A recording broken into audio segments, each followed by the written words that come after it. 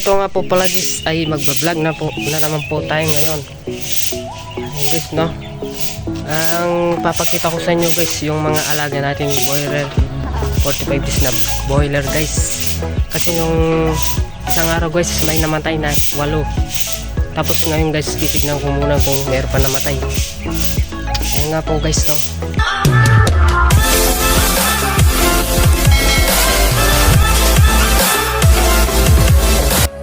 Ayan po guys, oh, immortality po.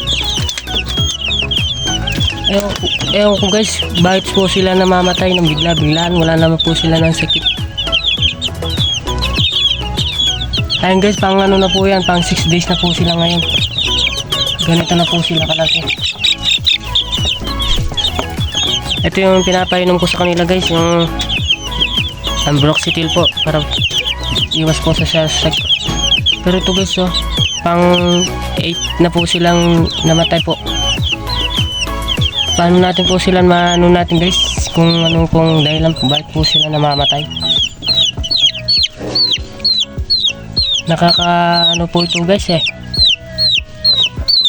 nakakalungkot pag may namamatay na mga sisiw, sayang ang pera guys. Ayan po guys, oh,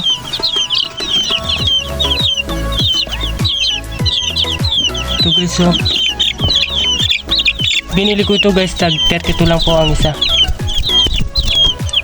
Ayan guys, no, tulungan niyo po ako guys kung ano pong dahilan natin dito sa mga boiler, ano pong para masolusyonan po natin kung ano pong gamot. Tulungan, i-comment section niyo po guys. Ano ito guys, 20 po, ayan po yung natira na lang, 2, 4, 6, 13 na lang po ang natira guys. Tapos ito po namatay pa, 8 na po yung namatay dito guys.